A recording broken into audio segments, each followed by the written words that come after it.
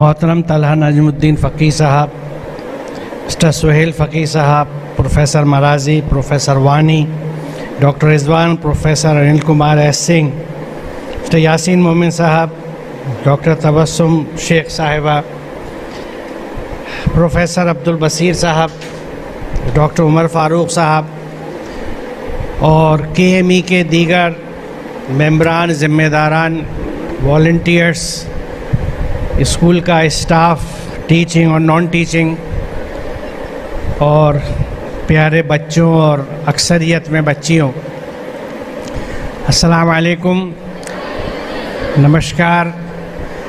मेरी दिली मुबारकबाद आप सबको इस होली के मुबारक मौके पर। और मैं दुआ करता हूँ कि ये रंगों का त्यौहार हम सब की ज़िंदगी में अमन व शांति के, प्रेम मोहब्बत भाव के रंग लेकर आए और हम लोग अच्छे इंसानों की तरह मिलजुल के खुशी से एक दूसरे की सेवा करते हुए, खिदमत करते हुए ज़िंदा रहें। मैं बहुत शुक्रगुज़ार हूँ आप सब ज़िम्मेदारान का, प्रिंसिपल साहिबा का, कि मुझे मौका दिया कि मैं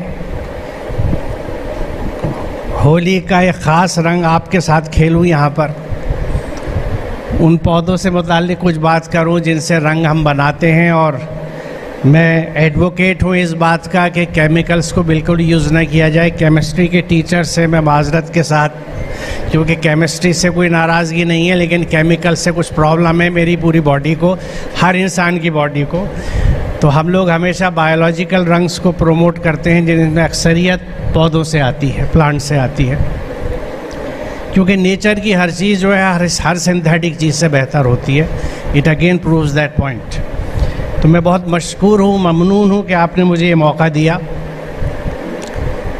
देखिए, जो मौजू है यहाँ का बहुत दिलचस्प है, लेकिन मैं एक बुनियादी बात उसकी करना चाहूँगा एक कुरान का तालिब इल्म होने के नाते, कि हाँ, एक चीज़ मैं बता दूँ कि मेरी जो रिसर्च थी वो प्लांट फिजियोलॉजी में थी, और प्लांट फिजियोलॉजी बायोकेमिस्ट्री मैंने पढ़ाई है। मेरा अरसे सब्जेक्ट, फेवरेट सब्जेक्ट रहा है एनवायरनमेंट के साथ और ओरिजिन ऑफ लाइफ के साथ। ये मेरे फेवरेट सब्जेक्ट्स थे जो मैंने पढ़ाए।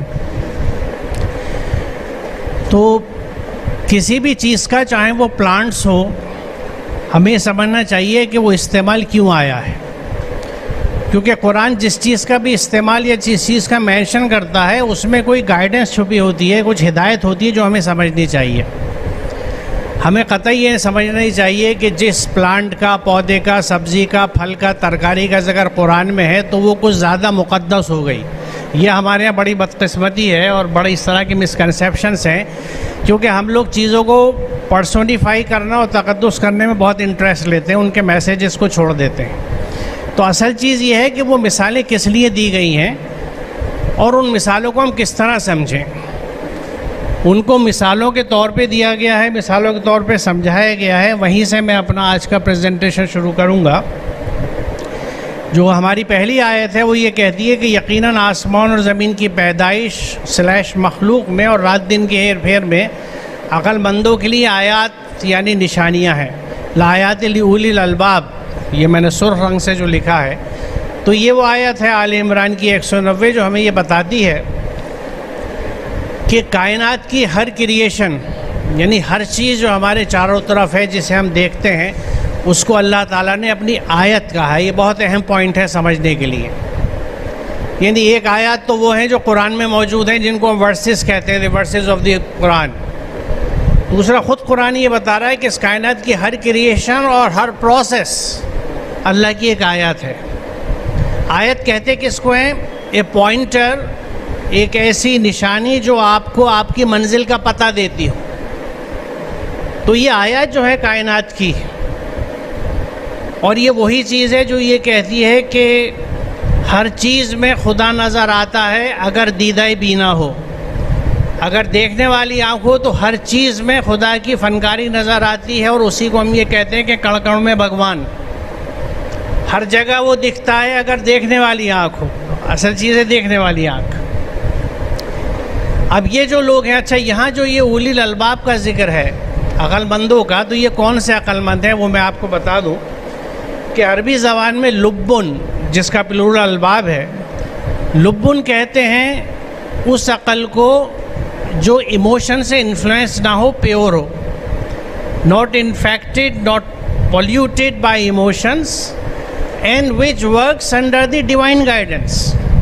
क्योंकि अक़ल अगर डिवाइन गाइडेंस के साथ नहीं चलती तो बहुत भटकती है, बहुत वियर्ड जस्टिफिकेशंस लेके आती है। हम ज़िंदगी में देखते होंगे, क्योंकि अक्सर जो लोग बुरा काम करते हैं they have a so called reasonable explanation for doing that, कि तुमने ये क्यों किया, मैंने इसलिए किया था। वो अक़ल का एक जवाब होता है। तो ये जवाब जो है ये डिवाइन गाइडेंस से हट के आ रहा है, इसीलिए गलत रास्ता दिखा रहा है। तो वो इंटेलिजेंस, वो अक़ल जो इमोशन से इन्फ्लुएंस ना हो। इमोशन से इन्फ्लुएंस होने की क्या बात है कि मैंने अपने घर में देखा कि मेरे क्लोज रिलेटिव ने किसी का मर्डर कर दिया। अब मुझे विटनेस के लिए बुलाया जा रहा है, तो मैं कह रहा हूँ ये तो मेरा रिलेटिव मारा जाएगा, मैंने गवाही दे दी, मैं गवाही गलत कर देता हूँ। ये बहुत बड़ा गुनाह है, पाप है। We should not do it, क्योंकि ये अकल जज्बात इन्फ्लुएंस कर रहे हैं कि मेरा क्लोज रिलेटिव है, मुझे सोचना ही चाहिए कि जो इसने किया है वो उसे भुगतना चाहिए। There should be justice and I must be a witness to justice.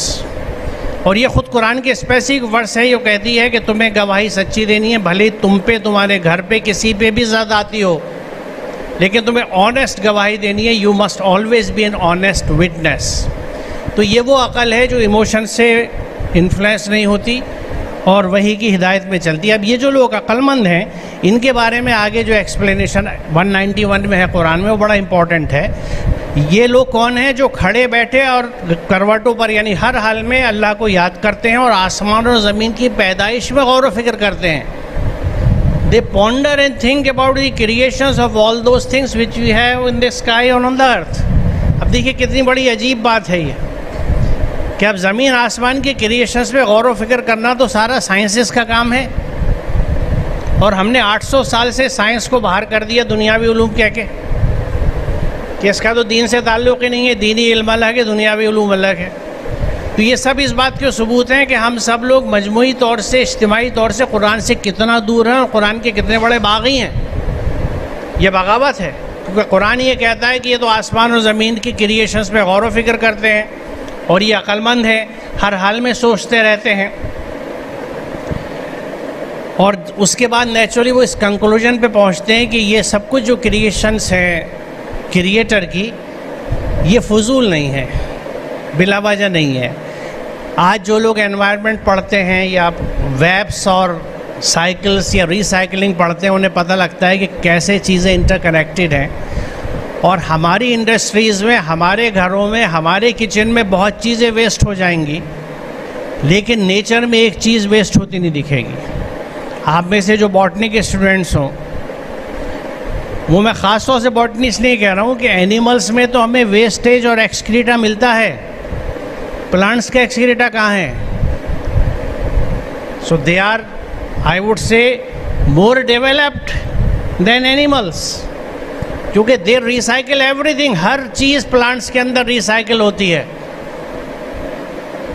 थोड़ी सी कुछ चीज़ें अगर किसी को याद हो तो वो प्लांट के वैक्यूल में डाली जाती है वेस्ट के तौर पे, लेकिन वो भी कहीं ना कहीं रिसाइकिल हो जाती है। इसीलिए प्लांट्स में वैक्यूल का साइज़ बड़ा होता है as compared to animal cells, क्योंकि उसमें वो टेम्परेरीली स्टोरेज होता है। लेकिन एज सच जिस तरह एक्सक्रीटा एनिमल्स निकालते हैं, प्लांट्स नहीं निकालते, except one more thing, and that is carbon dioxide as a result of respiration, क्योंकि प्लांट्स में भी रेस्पिरेशन होता है और वो कार्बन डाइऑक्साइड निकालते हैं बाहर। तो कोई चीज़ बेफ़ायदा नहीं है। इससे रिलेटेड तीसरी वर्स जो मैंने चुनी है कि क्या तुम देखते नहीं हो कि आसमान और ज़मीन से, जस्ट ए मिनट, अल्लाह आसमान और ज़मीन से पानी बरसाता है, फिर इसके ज़रिए से हमने मुख्तलिफ़ रंगतों के फल निकाले, और पहाड़ों के मुख्तलिफ़ हिस्से हैं सफ़ेद और सुर्ख के, इनके भी कलर्स अलग अलग हैं, बहुत गहरे डार्क भी हैं। और इसी तरह इंसानों और जानवरों और मवेशियों के भी रंग अलग हैं, स्किन कलर्स अलग अलग हैं। हकीकत यह है कि अल्लाह के बंदों में से सिर्फ इल्म रखने वाले लोग ही उससे डरते हैं। इसमें एक बात तो यह है कि जो अल्लाह को जानेगा वो उससे डरेगा। जानेगा कौन? जो उसकी आयत पे समझेगा, गौर करेगा और उसकी अज़मत को पहचानेगा। दूसरा रुख ये है कि इसमें जितने नेचुरल फेनोमेना बताए गए हैं आयत के तौर पे, वो सब अपने अपने तौर से एक पूरे साइंस की फील्ड्स हैं पूरी, चाहे वो कलर, स्किन कलर्स हों या और भी जो फैक्टर्स इसमें जिक्र किए गए हैं।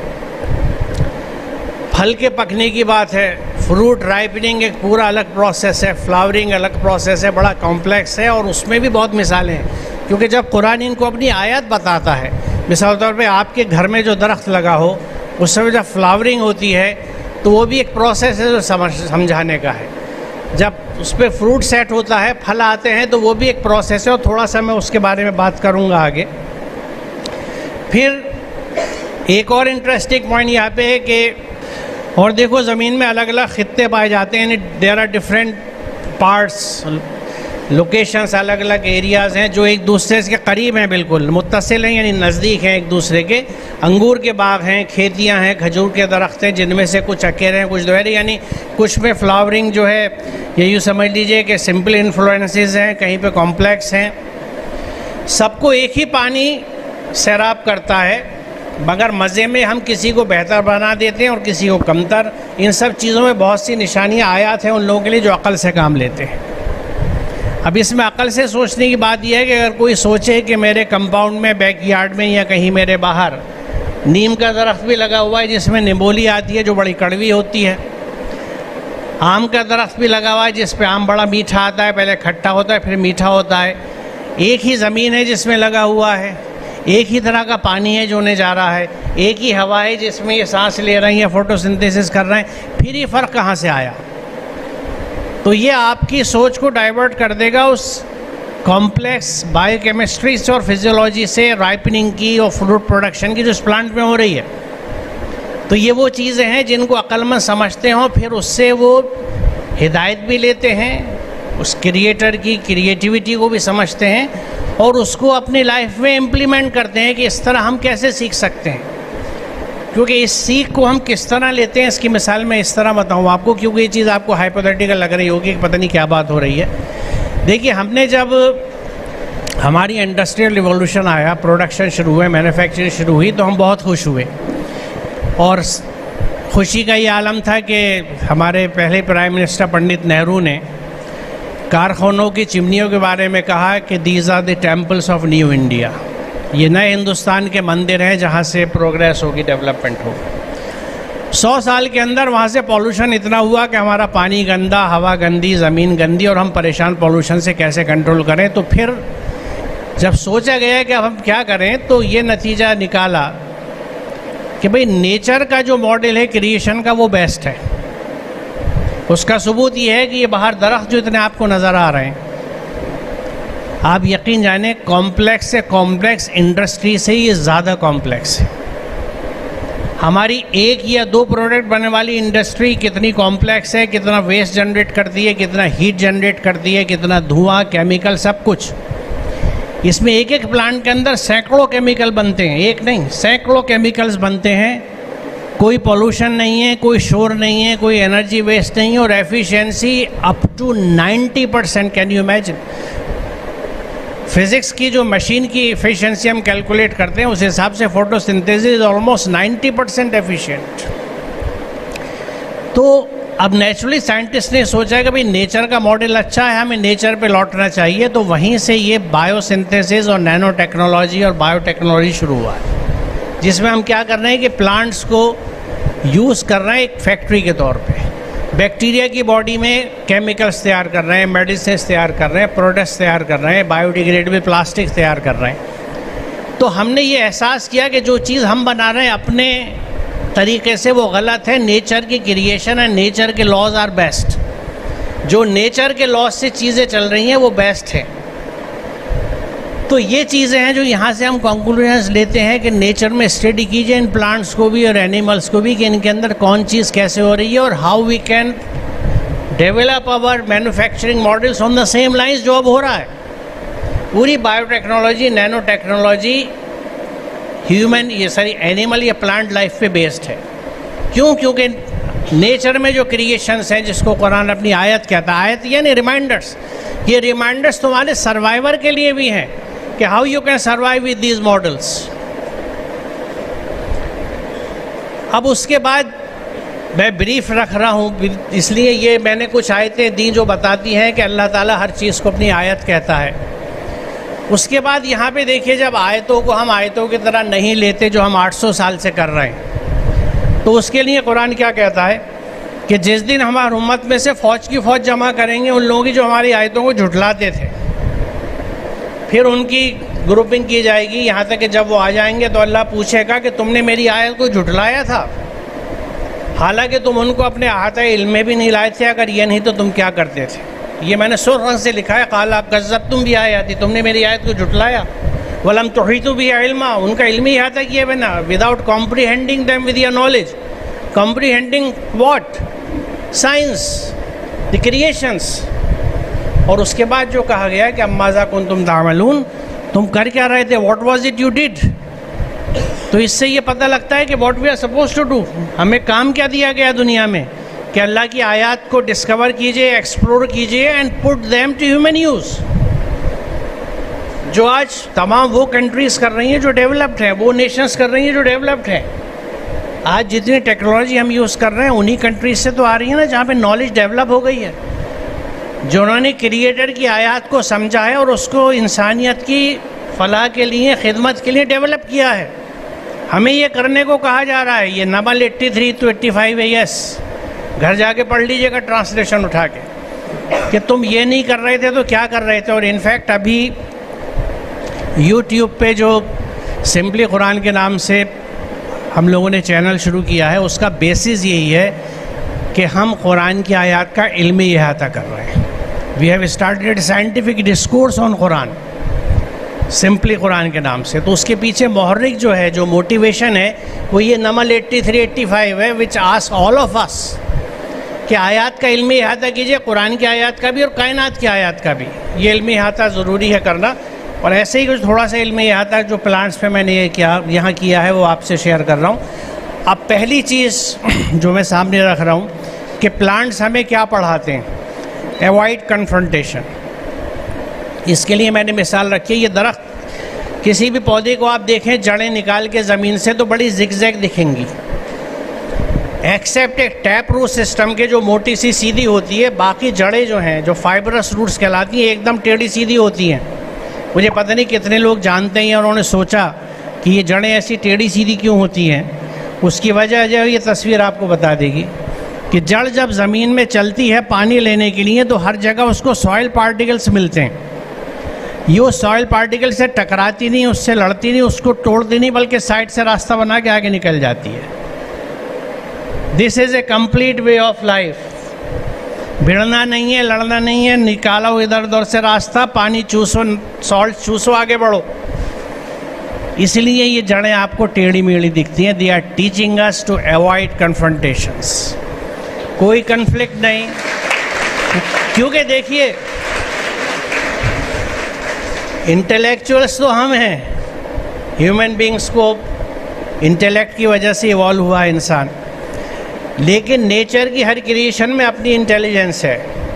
उसको मालूम है कि ये सॉइल पार्टिकल जो है ये मुझे कन्फ्रंट नहीं कर रहा, ये अपना कुछ काम कर रहा है यहाँ पे बैठ के, तो मुझे इससे भी कन्फ्रंट नहीं करना, इसको अपना काम करने दो। और उसमें वो इतनी एहतियात करती है कि इन केस वो सॉइल पार्टिकल अगर मान लीजिए कोलाइडल डायमेंशन का पार्टिकल है, कोलाइडल पार्टिकल है, तो रूट उससे सट के नहीं जाएगी, क्योंकि सट के जाएगी तो उसे मालूम है कि कोलाइडल पार्टिकल के पास में जो वाटर की लेयर होती है वो चार्ज की वजह से स्ट्रांगली हेल्ड अप होती है, उससे पानी नहीं चूस पाऊंगी, तो थोड़ा दूर दूर करके चलो, बीच के पानी को ले लो।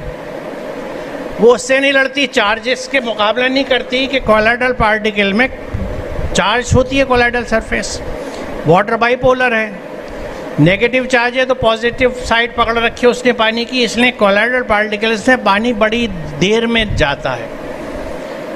इसकी मिसाल आपने देखी है किसी ने? एक अगर आपको मैं लॉन में ले जाऊं, बारिश हुई हुई है, होके 2 घंटे हो गए, लॉन में आप बता सकते हैं कि कहीं पे ये कोलाइडल पार्टिकल की वाटर रिटेंशन कैपेसिटी डिस्प्ले हो रही है? बॉटनी किताब से बाहर पढ़ी किसी ने? ये किताब भी उलझे अभी। आप देखेंगे प्लांट जहाँ पे भी हरियाली है, घास है, वहाँ पे जिस हिस्से में हरियाली या घास नहीं है वो मिट्टी गीली होके चिकनी हो गई, स्लिपरी है, वो स्लिपरी मिट्टी बहुत देर तक गीली रहती है, जल्दी नहीं सूखती, क्योंकि वो कोलाइडल पार्टिकल है। सबूत क्या है कि कोलाइडल पार्टिकल वाटर को देर तक रिटेन करता है, इसलिए वो जगह गीली है, पूरी ज़मीन सूख गई, वो जगह गीली है। तो जो जगह गीली है और बाकी ज़मीन सूख गई, इसका मतलब है उधर क्ले पार्टिकल ज़्यादा है जहाँ गीली है, और साइल में क्ले का कंपोनेंट कम है, दूसरे कंपोनेंट ज़्यादा है। सैंड में आप देखेंगे, रेते में एकदम निकल जाता है पानी, बिल्कुल होल्डिंग नहीं होती पानी की, क्ले में बहुत होती है। तो जो चिकनी मिट्टी है जहाँ से पैर फिसलता है वो क्लेइश मिट्टी होती है, rich in clay colloidal particles, clay particles. तो यहाँ पे हमें ये सबक मिलता है कि कन्फ्रंटेशन नहीं लेना, अपना काम करना है। और इसी के लिए कुरान की आयत है वस्सुल्ह खैर, पीस इज़ बेस्ट। हम में से कितने लोग जानते हैं कुरान की आयत? And how many of us practise it? Peace is best, वस्सुल्ह खैर। और एक बात बताऊँ आपको, हम सभी मोमिन होना चाहते हैं ना? कौन नहीं चाहता मोमिन होना? हाथ उठाइए। सब चाहते हैं। मोमिन का मतलब क्या है? मोमिन का और ईमान का मादा अलिफ मीम नून है, जो अमन का मादा है। मोमिन कहते ही उसे हैं जो अमन का ज़मानती हो। Do you know it? I am sure most of you do not know it. और अगर है तो क्या प्रैक्टिस करते हैं? The guarantor of peace is called मोमिन। इसलिए अल्लाह का एक नाम अल मोमिन है, क्योंकि उसका नेचर का सिस्टम एकदम पीसफुल है। कोई कन्फ्रंटेशन नहीं है, कोई झगड़ा नहीं है, कहीं से आग नहीं बरस रही। आग कब बरसती है? कि जब हम डेजर्टिफिकेशन करते हैं, प्लांट्स हट जाते हैं, छाया हट जाता है, यूक्रेन वॉर हो जाती है, जब आग बरसती है। तो नेचर में जहाँ जहाँ ह्यूमन इंटरवेंशन है वहाँ पे पीस नहीं है। इसीलिए पीस एंड ट्रैंक्विलिटी के लिए हम पहाड़ों पे जाते हैं, नेचर के पास जाते हैं, जंगलों में जाते हैं, दूर किसी दरिया समंदर के किनारे जाके बैठ के ध्यान लगाते हैं, क्योंकि वहाँ हम नहीं पहुँचे, इसलिए फसाद नहीं पहुँचा, प्रॉब्लम्स नहीं पहुँची। Thanks to human beings gradually हम ज़मीन को जला रहे हैं, बर्बाद कर रहे हैं, और आज नौबत आ गई है कि we are on the verge of extinction. हम ना सोचें भले, लेकिन हमारे बुरे दिन आ चुके हैं और दूर नहीं है। और पूरे ह्यूमैनिटी की बात कर रहा हूँ मैं, सिर्फ इस मुल्क की बात नहीं कर रहा, पूरी ह्यूमैनिटी की। तो वस्सुल्ह खैर, तो मोमिन का मतलब है अमन का ज़मानती। और जो सलाम आप करते हैं अस्सलामु अलैकुम, it means peace on you. आप एश्योर करते हैं अपने मुखातिब को, सामने वाले को, कि तुम मेरी तरफ से पीसफुल हो। I assure peace for you. और वो भी कहता है वालेकुम सलाम, कि मेरी तरफ से भी अमन शांति पीस है तुम्हारे लिए। तो पर्पज़ वही है। क्यों? क्योंकि मैसेज है कुरान का कि वस्सुल्ह खैर, पीस इज़ बेस्ट। अब देखिए, ये फोटोसिंथेसिस हमें बताती है रिसोर्स शेयरिंग के बारे में।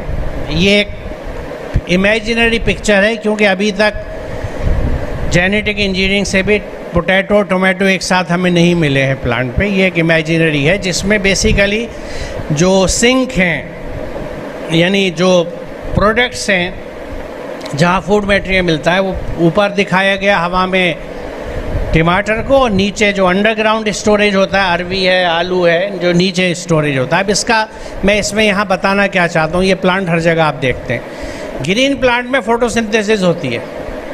फोटोसिंथेसिस में क्या होता है? हवा से कार्बन डाइऑक्साइड ली, ज़मीन से पानी लिया, और क्लोरोफिल ने एनर्जी की मदद से कार्बन डाइऑक्साइड और पानी को मिलाया, ग्लूकोज बना दिया।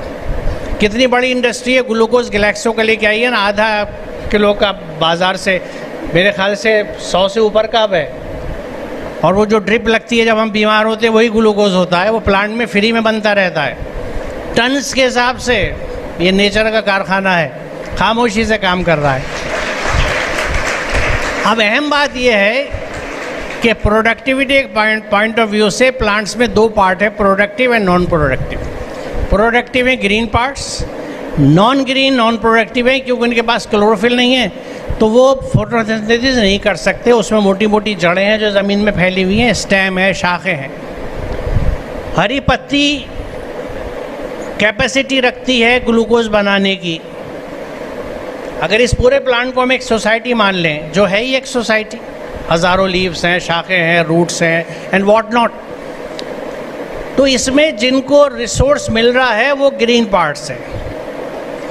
देखिए ये कि ये शुगर बनाते ही हरी पत्ती करती क्या है, it immediately transfers it to non green parts, फ़ौरन वहाँ भेज देती है जहाँ पे ग्रीन पार्ट नहीं है और फोटोसिंथेसिस नहीं हो रही। यानी हैव वंस जो हैं वो अपने रिसोर्स को फ़ौरन हैव नॉट्स में भेज देते हैं। और इसके पीछे एक लॉ है जिसके हिसाब से नेचर में जैसे सब जगह काम होता है, यहाँ भी काम होता है, law of diffusion. Everything moves from a region of high concentration to a region of low concentration, और from a region of high free energy to a region of low free energy. ये एक universal phenomena है जो पूरी nature में हमें दिखता है कि हर चीज़ ज़्यादा वाली जगह से कम वाली जगह की तरफ ऑटोमेटिकली जाती है। क्या हमारे रिसोर्सेज भी इस तरह फ्लो करते हैं? हमारे रिसोर्सेज का, हमारी सोसाइटी में रिसोर्सेज का फ्लो एज पर नीड नहीं है, एज पर ग्रीड है, एज पर ग्रैबिंग है।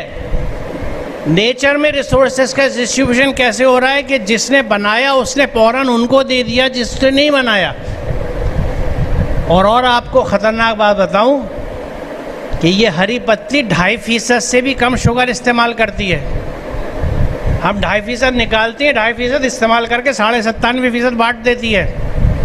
अब कौन ज़कात अच्छी देने वाला है, अल्लाह की आयत या ये बंदे जो नफसानी ख्वाहिशात पे चलते हैं? ये नेचर का ऑपरेशन है। अब क्या हुआ, जैसे जैसे पौधा बड़ा हुआ पत्तियां बड़ी हुई और शुगर बनी और शुगर बनी और शुगर बनी, पूरा दरख्त बन गया, हज़ारों पत्ती शुगर बना रही हैं। इतनी शुगर बन गई लेकिन कोई पत्ती उसको स्टोर करने को तैयार नहीं है, इसलिए मोटी पतली पत्ती नहीं दिखती। कोई स्टोर नहीं करता, रिजर्व मटेरियल के लगा के फिट हो रहा है खूब ना, फ़ौरन दे दो आगे, हमें नहीं चाहिए। तो अब क्या करें, कोई लेने को तैयार नहीं है, सरप्लस सर्कुलेट हो रहा है, फ्लोएम भर जाएगा पूरा, क्या करें? तो उन्होंने कहा अच्छा रिजर्व फूड के सिंक बना लो, बैतुल माल बना लो। अनाज फल बैतुल माल हैं इन प्लांट्स के, जो अपनी सरप्लस शुगर फ़ौरन रख देते हैं। किसके लिए? हमारे आपके लिए, कि जिसको चाहिए ले जाओ, हमें नहीं चाहिए। ये होते हैं सच्चे भगत परमेश्वर के, अल्लाह के सच्चे बंदे, के माल को रोकते नहीं है। इस यूज़ किया आगे बढ़ा दिया, यूज़ किया आगे बढ़ा दिया। उनका फ्यूचर इन्वेस्टमेंट नहीं होता क्योंकि उनका फ्यूचर कंट्रोल करता है ऊपर वाला। They bank upon Allah, not upon Punjab National Bank, bank upon us. बहुत पहले स्लोगन आया था पीएनबी का, बैंक अपॉन अस। मैंने कहा no, we bank upon the creator. चिड़िया दाना खाती है, उड़ जाती है, उसे पता नहीं कब दाना मिलेगा, लेकिन अपनी नीड पूरी करी, छोड़ दिया औरों के लिए। इतना सारा देख के आप देखिए, जब कभी हमारे कुछ लोग किसी फंक्शन में जाते हैं शादी वादी के, यूँ देखते हैं, ओह अब वो प्लेट लेंगे और उसमें पूरे पहाड़ियाँ आ जाएंगी, mounts of all those dishes, भरी हुई प्लेट उठेगी नहीं, लेकिन उठा के एक कोने में चले जाएंगे, खाते रहे चले। वो ये होती है कि और कोई ले ले, इससे पहले मैं ले लूँ। एक छोटी सी चिड़िया इतना बड़ा बर्तन में छत पे अपने दाना रख दीजिए, थोड़ा सा खाई उड़ जाएगी। उसको टेम्पटेशन नहीं होती कि इतना सारा है, कुछ इधर भर लूँ उधर भर लूँ, चोच में लेके उड़ जाऊँ। उसको ऊपर वाले भरोसा है कि जिसने इस पर मुझे दिया वो फैल भी देगा, अब चलो काम करो, मूव ऑन। ये सब नेचर की गाइडेंस हैं जो हम देखें अगर, तो ये प्लांट्स जो हैं हमें इक्विटेबल डिस्ट्रीब्यूशन ऑफ रिसोर्सेज का सबक सिखाते हैं। और फ़र्क एक छोटे से गोश्त के लोथड़े का है, ये दिल जो हमें दिया गया है। नेचर में किसी और चीज़ के पास वो डिज़ायर्स नहीं है, एवरीथिंग फॉलोज लॉज, एटम से लेके यूनिवर्स तक, plants animals except human beings, because we have a choice. हमें ऊपर वाले ने चॉइस दी है कि तुम मेरे टीचिंग्स पे चलो या अपनी मनमानी करो, लेकिन साथ ही रिजल्ट्स बता दिए कि अपनी मनमानी करोगे तो देखो इंडस्ट्रियलाइजेशन लाओ, पॉल्यूशन को भुगतोगे, तुम्हारी हरकतें हैं जिसकी वजह से भुगत रहे हो। मेरे रास्ते पे आ जाओगे तो सब काम भी होंगे, सुख शांति से होंगे, तुम भी सुखी रहोगे और सारे धरतीवासी सुख रहेंगे जितने पूरी ज़मीन पे रहने वाले हैं। क्योंकि हम और आप अल्लाह के यहाँ जवाबदेह सिर्फ अपने रिश्तेदारों के और औलाद के नहीं होंगे, पूरे प्लेनेट के होंगे। क्योंकि पूरे प्लेनेट का कस्टोडियन अल्लाह ने हमें बनाया है। हमें खलीफा बनाया गया है पूरे प्लेनेट का। We are the vicegerents, we are the vicegerents पूरे दुनिया के लिए। तो हमने अगर अपनी हरकतों से एनिमल्स को बर्बाद किया है, ग्रीनरी को बर्बाद किया है, पॉल्यूशन फैलाया है, भले चाहे घर का कूड़ा बाहर डाला हो, वी आर आंसरेबल। कि हमने फसाद फैलाया दुनिया में, हम मुफसिदीन थे, बना के भेजा गया था मुस्लिहीन, हम बन गए मुफसिदीन, क्योंकि हम ये जानते नहीं थे ये चीज़ें क्या बता रही हैं। तो देखिए ये प्लांट जो है, जो अननोटिस गुजर जाता है हमारे सामने से, जिस तरह कुरान की आयतें गुजर जाती हैं, हम क़िरात करते हैं, बड़ी मेहनत करी तजवीद के ऊपर। अब देखिए दिन ब दिन मैं नोट कर रहा हूँ, अल्हम्दुलिल्लाह सुबहानल्लाह गाड़ी होती चली जा रही है, अल्हम्दुलिल्लाह सुबहानल्लाह, ऐसा लग रहा है उल्टी कर देंगे। ये दीन की शिद्दत है भाई। अमल ना सुबहानल्लाह पे था ना सुबहानल्लाह पे है, लेकिन ज़ाहिरी, क्योंकि शोबाजी का ज़माना है ना, एग्जीबिशनिज़म है, यहाँ पे भी एग्जीबिशनिज़म है। लगता बड़े भारी दीनदार आदमी हैं, शीन काफ बड़ा अच्छा अदा कर रहा है, यकीनन अच्छा अदा करना चाहिए, उससे अच्छा है जो गैरिल मगदूबी अलैहिम पढ़ रहे हैं, वो भी गलत है। लेकिन इससे अपनी पाइटी को और गॉड कॉन्शियसनेस को जोड़ना गलत है। गॉड कॉन्शियसनेस का, तकवा का पैमाना ये है कि how much you follow the commands.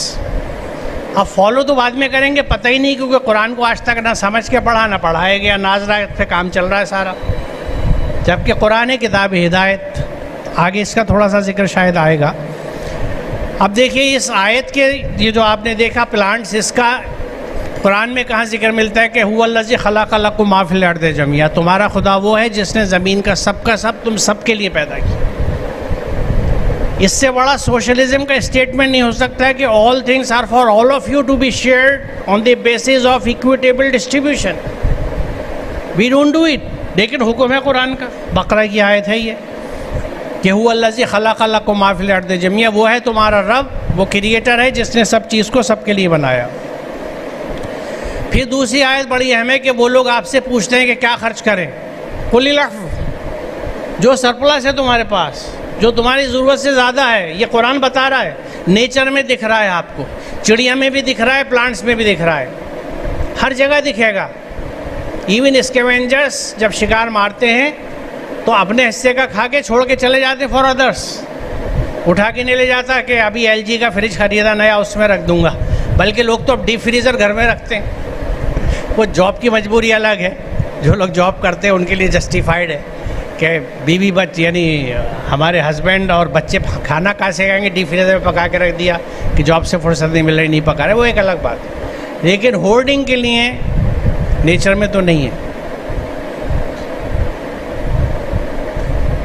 अब देखिए इसमें एक और बात है, मैं पूरी आयत पढ़ दूँ कि वो लोग आपसे पूछते हैं क्या खर्च करें, कह दो ज़रूरत से ज़ायद। Whatever is surplus to you should be invested for others. इसी तरह अल्लाह तुम्हारे लिए आयत को खोल कर बयान करता है ताकि तुम गौर व फिक्र करो।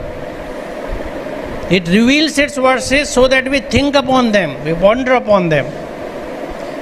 अब दूसरी एक मिसाल जो प्लांट से ली है वो मैंने लीफ फॉल, पत्ती का झड़ना, इसको मैं कहता हूँ निज़ाम के तई जिम्मेदारी, their sincerity towards the society. क्योंकि दरख्त को अभी मैंने एक सोसाइटी बताया और है ये सोसाइटी। अभी पीछे आपने आयतें देखा जिसमें हर क्रिएशन को अल्लाह ताला आयत कहता है, तो ये दरख्त और ये सारी चीज़ें आयत हैं। एक और डेफिनेशन आपको बता दूं कि इस कायनात की हर चीज़ मुस्लिम है, इसमें रिलीजियस बायस नहीं है। मुस्लिम वर्ड जो है अरबी का, उसका मतलब है one who submits to divine order.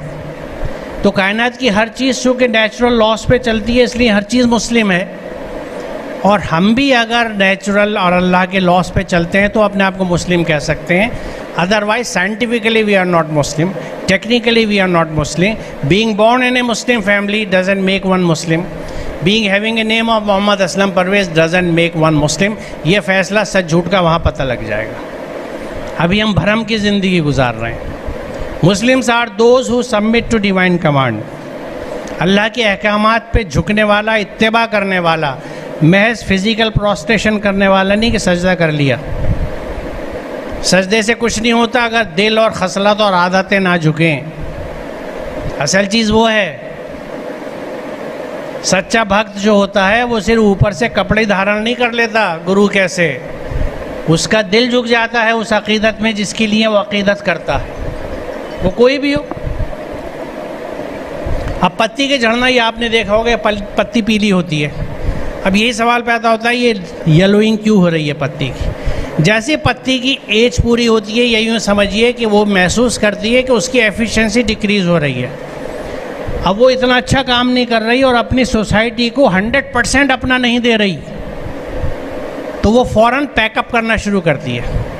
Pack up में क्या होता है, जो जो चीज़ें उसकी बॉडी में उसने प्लांट से ली थी उनको वो वापस देना शुरू करती है, सेंडिंग इट बैक, एक्सेप्ट जो उसके फिक्स्ड आयंस हैं जो नहीं मूव कर सकते। जितने फ्री आयंस हैं, वाटर है, केमिकल्स हैं, इसीलिए वो क्लोरोफिल भी डीएक्टिवेट होता है, डिसइंटीग्रेट होने लगता है। और उसके बाद अगली स्टेप ये होती है कि उसकी जड़ में एक एब्सिसन लेयर बनती है जो उसको काटने के लिए पैदा होने लगती है। उसकी जड़ में एक दूसरी बड वजूद में आती है जो लेटरल बड आपको नज़र आ रही है कि इधर तजीज़ और तफहीम का इंतज़ाम हो रहा है, उधर एक नई ज़िंदगी वजूद में आ रही है। इधर शमशान घाट में चिता जल रही है, उधर एक नई ज़िंदगी वजूद में आ रही है। ये नेचुरल साइकिल है, चलते रहते हैं। नई पत्ती को उसने जगह दी कि अब मेरे से पूरी एफिशिएंसी से काम नहीं हो रहा, मैं 100% अपनी सोसाइटी को नहीं दे रही, तो now I must pack up, ताकि मेरी जगह पे एक यंग लीव आ जाए जो सोसाइटी को पूरा कंट्रीब्यूट करे। यानी इस सोसाइटी के जो कंपोनेंट्स हैं, इस समाज के जो अफराद हैं, वो अपने भले की नहीं सोचते, समाज के भले की सोचते। देखिए, फ़र्द कायम मिल्लत से है, तन्हा कुछ नहीं। इस शेर को इस रोशनी में देखिए। हम कहते हैं कि पूरी मिल्लत कायम मुझसे है, मिल्लत कुछ नहीं। उल्टा हो गया सब कुछ, क्योंकि कुरान से दूर हो गए। देखिए, डिवाइन गाइडेंस अगर है, घर में बत्तियां लगी हुई हैं आपके, लेकिन आप स्विच नहीं खोलेंगे तो ज़िंदगी अंधेरे में गुजर जाएगी। It is as simple as that. जो अंधेरे के जुल्मत के रहने वाले होते हैं वो कभी स्विच ऑन नहीं करते। कुरान खोल के समझ के अमल करना इतना ही आसान है जितना स्विच ऑन कर देना। रोशनी आ जाएगी आपकी ज़िंदगी में और आपके चारों तरफ जितने लोग हैं, क्योंकि जो कुरान समझ के अमल करता है उस पर और मुस्लिम बनता है, ही और she is always beneficial for the society. वो किसी से बुरा नहीं बोलता, किसी को बुरा नहीं कहता, किसी का नुकसान नहीं करता। नुकसान अपने ऊपर लेता है, नुकसान अपने ऊपर लेगा हर तरह के। बुराई का जवाब बुराई से नहीं देगा, क्योंकि मुस्लिम तो अल्लाह का हर हुक्म को मानेगा। कुरान का हुक्म है कि बुराई का जवाब बुराई से मत दो। अगर तुम ऐसा करोगे तो तुम देखोगे जो तुम्हारा कट्टर दुश्मन था वो तुम्हारा बेहतरीन दोस्त हो गया। ये कुरान कह रहा है। ये सिफत नहीं मिलती मगर उन लोगों को, ये आखिरी आयत का, जो सब्र करने वाले। और ये सब्र अरबी का सब्र है, उर्दू का सब्र नहीं है। उर्दू का सब्र का मतलब है गिविंग अप, हाथ पैर छोड़ के बैठ जाओ, अल्लाह करेगा। अल्लाह ऐसे लोगों का साथ नहीं देता जो हाथ पैर छोड़ देते हैं। अल्लाह उनका साथ देता है जिनमें पेशेंस भी हो और परसिवियरेंस भी हो। अरबी का सब्र is a compound mixture of Perseverance and patience. Patience भी है कि आप बुराई मेरे साथ करे जा रहे हो, मैं पेशेंटली बर्दाश्त कर रहा हूँ। परसिवियरेंस ये है कि मैं अच्छा करता रहूँगा। एक दिन वो आएगा कि वो बंदा सोचेगा यार ये है क्या, मैंने इसके साथ इतना बुरा किया, इसने पलट के बुरा नहीं किया, मेरे अंदर कुछ गड़बड़ है, I must correct myself. ये जो सेल्फ करेक्शन होगा, ऑटो करेक्शन होगा, this change is the picture. वरना बुराई के बदले बुराई करते रहिए आप, there is no end to it. मुझे याद है बचपन में जब बहुत छोटा था मैं, तो दिलीप कुमार की फिल्म आई थी संघर्ष। मेरी उम्र के जो लोग हैं शायद उन्होंने देखा होगा, अगर वो बिगड़े हुए हों, मैं उस पर बिगड़ा हुआ था, फिल्में देखता था। उसमें यही दिखाया था कि ख़ानदानी झगड़े दिखाए थे बनारसी पंडितों के, वाराणसी के बेस थी वो फिल्म। तो कैसे उसने उसके बेटे को मारा, उसने उसके बेटे को मारा, उसने उसको मारा, उसने उसको मारा, एंडलेस। तो नफ़रतें, दुश्मनियाँ ख़त्म नहीं होती, इसलिए कुरान फार्मूला देता। और यहाँ पे बुराई को भगाने के लिए जो अरबी का लफ्ज़ हुआ वो है इदफ़ा। दफ़ा करोगे तो दफ़ा जब भी हो सकती है, यानी एनिहिलेशन बुराई का जब हो सकता है जब उसके जवाब में भलाई की जाए। Are we willing to do it? If we call ourself Muslims, this is the lesson for all of us. बुराई के बदले बुराई नहीं करनी। करने तो जो बुरा कर रहा है वो अपने लिए पाप भर रहा है भाई, घड़ा भर रहा है उसका, मेरा थोड़ी जा रहा है। बल्कि उसके साथ सिंपैथी करो, उसको रोको, कितने पाप लेगा, कितना भोग करेगा, मारा जाएगा, नरक में जा रहा है। उसको रोकेंगे भी आप प्रीचिंग करके नहीं, उसे भाषण देने बैठ जाए समझाने नहीं, कंटिन्यू टू डू गुड, उसके साथ अच्छा करते रहिए, खुद संभलेगा। ह्यूमन नेचर है, ह्यूमन फितरत है। क्यों? क्योंकि क्रिएटर कह रहा है। देखिए अल्लाह जब ये बात कह रहा है ना तो वो खालिक है, वो जानता है इंसान का नेचर क्या है। चलिए आगे चलते हैं। अब अपॉर्चुनिटी टू ऑल, फिलोटैक्सी वो प्रोसेस है, वो मैकेनिज्म है जिसमें इस हिसाब से पत्तियां दरख्त पे आती हैं कि हर पत्ती को उसके हिस्से की धूप मिलती है। ये देखिए नेचुरल फिनोमेना।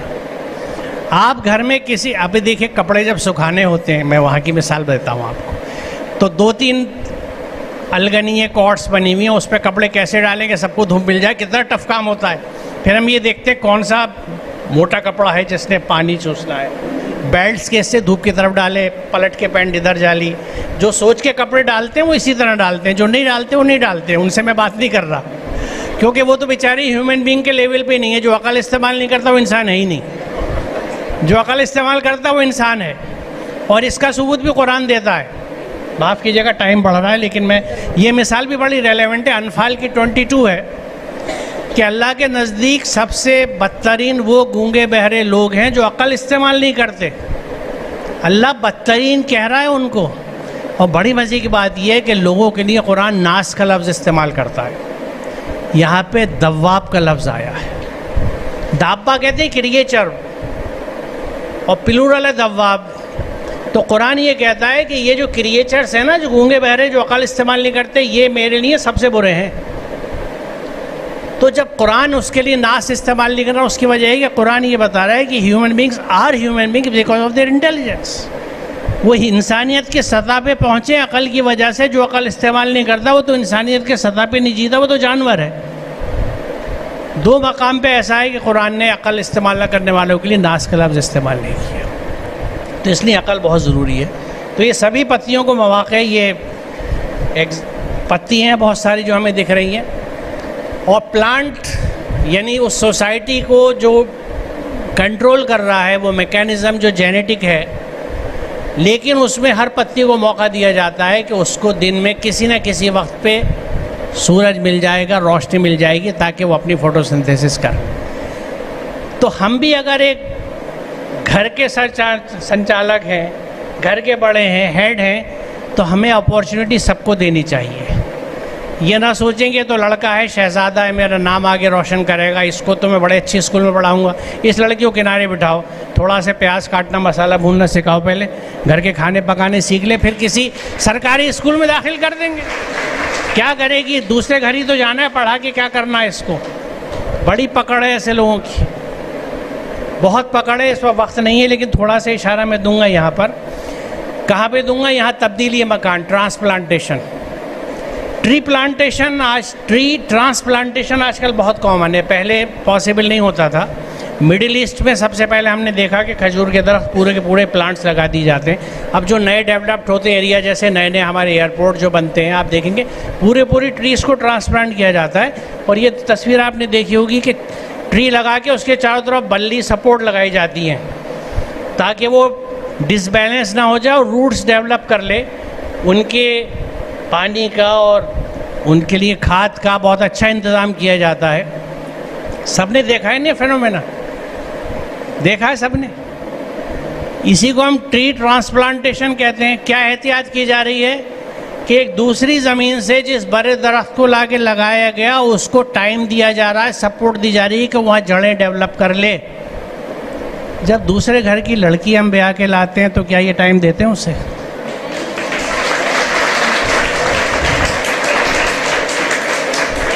सोचिए ज़रा, एक दरख्त जो शख्सियत नहीं है, पर्सनालिटी नहीं है, सेंसिटिव नहीं है, हसास नहीं है, सिर्फ लाइफ सपोर्ट सिस्टम चाहता है, उसके लिए कितना हॉर्टिकल्चर वाले केयर कर रहे हैं। बल्ली लगा रखी है चारों तरफ कि जब तक जड़ें मजबूत ना हो इसको सपोर्ट दो। जो दूसरे घर से लड़की उठ के आ गई आपके घर में, उसको जड़ पकड़ने का टाइम तो दीजिए। 3 दिन बाद उससे खीर बनवा लेंगे, चलो भाई किचन में खाना बनाना शुरू करो। फिर फरमाइशें शुरू, देखना तुम्हारे अब्बा जो है गरम रोटी खाते हैं, उनके घर में आती तवा चढ़ा देना रोटी पकाने के लिए। और तुम्हारे मियाँ को ना नमक ज़रा सा पसंद नहीं है, प्लेट मुंह पे मार देते हैं, तेज़ ना हो जाए नमक। और जैसे ही आए 5 मिनट के अंदर चाय लेके पहुँच जाना, मुँह से उतारना इनके, दिन भर के थके हारे बेचारे आते काम करके, अम्मा फरमा रही हैं। ये एक और चीज़ भी है, मैं आगे की आयत पे इस पर कंप्लीट करूँगा। नहल 90 जो हमारे भाई जानते होंगे, क्योंकि जुमे के खुतबों में ये हमेशा पढ़ी जाती है और हम सब इसे इस तरह पहचानते हैं कि खुतबा ख़त्म हो गया, खड़े हो जाओ। इन्नल्लाह यामुरु बिल अदल वल इहसान व इताइ ज़िल क़ुरबा व यन्हा अनिल फ़हशाइ व मुनकरि वल बग़य यइज़ुकुम लअल्लकुम तज़क्करून। चलो जी खड़े हो जाओ। इसका पहला हुक्म क्या है? इन्नल्लाह यामुरु बिल अदल, बेशक अल्लाह तुम्हें हुक्म देता है अदल का, to do justice, do justice. अब देखिए ये ट्रेजेडी है हमारे यहाँ कि यहाँ तो बेशक भी लगा दिया, इन्नल्लाह यामुरु, हुक्म देता है तुम्हें कि जस्टिस करो। इतना बड़ा हुक्म कुरान का हमें याद नहीं, हमने कुछ अहकाम चेरी पिकिंग कर लिए हैं कुरान में से। अक़ीमुस्सलात व आतू ज़कात कुतिबा अलैकुम सियाम वगैरह 3.5 आयतों का इस्लाम है जो प्रचलित है इस वक्त। उन 3.5 आयतों में रोज़ा, नमाज, ज़कात, हज सब आ गया, और नया फैशन जो उम्रा है वो भी आ गया। किसने कहा आपको कि कुरान के कुछ अहकामात को आप फ़र्ज़ कह के अपने ऊपर लागू कर लें? फ़र्ज़ हैं ये, मैं ये बता दूं, मैं इनकी अहमियत से इनकार नहीं करना। सौम, सलात, ज़कात, हज की ये फ़र्ज़ हैं, पूरे एहतमाम से करने चाहिए। लेकिन इस हुक्म का क्या हुआ कि इन्नल्लाह यामुरु बिल अदल वल इहसान व इताइ ज़िल क़ुरबा, ये कहाँ गए? Down the gutter, let me से इट, फेंक दिए। और बड़ी सख्त आयतें कुरान की जो इस रवैये को वार्निंग देती। तो अदल का तकाजा जो है, जस्टिस पहले घर से शुरू होता है, रिश्तों से। मैंने इंसाफ किया बहन होने का, भाई होने का, बेटा होने का, बेटी होने का, बहू होने का, पड़ोसी होने का, शहरी होने का, अपनी रियासत के, अपने मुल्क के, हर जगह का जस्टिस आपको करना है। अब इंसाफ के ताल्लुक़ से मैं पूछता हूँ, यहाँ तो कम है मर्द हजरात, कि जब मैं अपनी बेटी की शादी करता हूँ तो क्या मैंने इंसाफ कर लिया उसके साथ? इंसाफ का तकाजा क्या था? मेरी सोच ये होती है कि सयानी हो गई, हाथ पीले करो, शादी करो, दूसरे की चीज़ें भेज दो, यानी बोझ है उतार दो। इन्फेक्शस डिजीज़ है, अब ये फ्रक्टिफिकेशन के स्टेज पे आई है, इन्फेक्शन फैलाएगी, भेजो। जबकि कर क्या रहे हैं आप दूसरे घर को उस घर की एक बहू दे रहे हैं जो उस घर की अगली नस्ल चलाएगी। क्या आपने उसे ट्रेन कर दिया एक बेहतरीन माँ बनने के लिए? उसकी तालीम और तरबियत, उसको कुरान सिखा दिया, उसे बता दिया कि एक माँ क्या होती है, माँ का दर्जा क्या है, औलाद की तरबियत कैसी होती है, नहीं सिखाया तो आपने इंसाफ नहीं किया। आप अल्लाह के जवाब दें। तो ये इसी तरह बेटे बेटी के, शौहर बीवी के, यानी इतनी लंबी स्टोरी है, पूरा एक लेक्चर इस पर हो सकता है। लेकिन अगर आप टिप ले लें तो कुरान से आप ख़ुद समझ सकते हैं कि इंसाफ का हुक्म है। अच्छा, जस्टिस रिश्तों में भी होता है, रेस्पॉन्सिबिलिटीज़ में भी होता है। मैं अगर स्टूडेंट हूँ तो मैं क्या जस्टिस कर रहा हूँ स्टूडेंटशिप के साथ? जॉब पे जस्टिस कर रहा हूँ, मैडम देख रही है नहीं देख रही, CCTV देख रहा है नहीं देख रहा, मेरा काम ऑनेस्टली करना है, क्योंकि मुझे उसको जवाब देना है कि मैंने हलाल रोज़ी कमाई है। तो यहाँ पे भी ये जो पीछे की 2-3 आयतें हैं, ये जस्टिस पे बेस्ड है, और ये एक जनरल ऑर्डर है अल्लाह ताला का। और जब जब हम इंसाफ करते हैं, अल्लाह की इबादत करते हैं, उसका अजर मिलता है। और जब जब बेइंसाफ़ी करते हैं तो हम अल्लाह के हुक्म से बाहर जा रहे हैं, उसके अजर से बाहर जा रहे हैं। वक्त कम था इसलिए मैं बात यहाँ सम अप कर रहा हूँ अपनी, लेकिन I think I am clear कि ये जितनी आयतें हैं कायनात में, चाहे वो प्लांट्स हों, वो हमें हिदायत देते हैं कि हम इससे सबक सीखें। और 2 मिनट में मैं सिर्फ ये अहमियत बताऊं कि यहाँ पे अगर आपको आइडिया लग गया हो कि कुरान हमारी ज़िंदगी में बहुत अहम है। कुरान को समझे बिना और उस पर अमल किए बिना हम मुस्लिम नहीं हो सकते, क्योंकि Muslim is one who has submitted. जो अल्लाह ताला की डिवाइन कमांड्स पे, उसके अहकामात पे अमल करता है, वो मुस्लिम होता है। इसी जज्बे से मैंने एक साइंटिफिक अंडरस्टैंडिंग ऑफ कुरान जो मैंने अभी जिक्र किया था, सिंपली कुरान के नाम से शुरू किया है। तो मेरी जो यूट्यूब चैनल है मोहम्मद असलम परवेज़, आप डालेंगे अगर, उसमें परवेज़ में PARVIZ है, जो यहाँ आपको स्पेलिंग दिख रही है, तो मेरी यूट्यूब चैनल खुल जाएगी। उसमें प्लेलिस्ट को आप खोलेंगे तो नीचे सिंपली कुरान दिखेगा, उसे टच कीजिए तो सारे सेशंस आपको सिंपली कुरान में मिल जाएंगे। सूरह बकरा हम पूरी कर चुके, आल इमरान के आखिर में है। जिस अंदाज से मैंने आपको समझाया, इस अंदाज से पूरे कुरान को हम समझा के चल रहे हैं। आल इमरान के आखिर में है, तो आप देखिएगा, अच्छा लगे। वीक में 2 वीडियोज़ हम अपलोड करते हैं, फ्राइडे सैटरडे को, और सीरियल वाइज हैं वो, जब आपको वक्त हो देख सकते हैं। 1 देखा, 2 देखा, 3 देखा, इस तरह से। और अच्छा लगे तो इस मैसेज को आगे भी पहुंचाइए औरों तक। बहुत शुक्रिया आप सबका मुझे इतना वक्त देने का। अस्सलाम वालेकुम।